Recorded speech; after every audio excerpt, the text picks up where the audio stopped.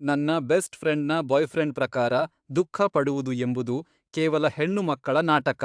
ಅವಳ ಗೆಳತಿ ಆತ್ಮಹತ್ಯೆ ಮಾಡಿಕೊಂಡಿದ್ದರಿಂದ ಅಂತ್ಯಕ್ರಿಯೆಯ ಸಂದರ್ಭದಲ್ಲಿ ನಾನು ಅವಳಿಗೆ ಆಸರೆ ನೀಡುತ್ತಿದ್ದೆ. ಅವಳನ್ನು ಸಪೋರ್ಟ್ ಮಾಡಲು ಅವಳ ಬಾಯ್ಫ್ರೆಂಡ್ ಕೂಡ ಬಂದಿದ್ದ. ಆದರೆ ಅವನು ನಿಜವಾಗಿಯೂ ಒಂದು ದುಃಸ್ವಪ್ನ.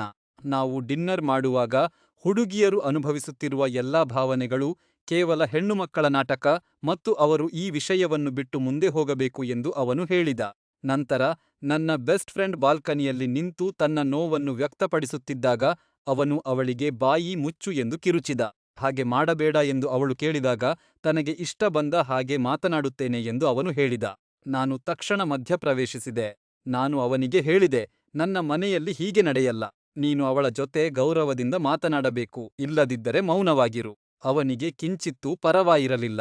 ಅವನು ತನ್ನ ಎಸ್ಯುವಿಯಲ್ಲಿ ಮಲಗುತ್ತೇನೆ ಎಂದು ಹೇಳಿ ಆ ರಾತ್ರಿಯ ತನ್ನ 9ನೇ ಬಿಯರ್ ಬಾಟಲಿಯನ್ನು ತೆಗೆದುಕೊಳ್ಳಲು ಹೋದ.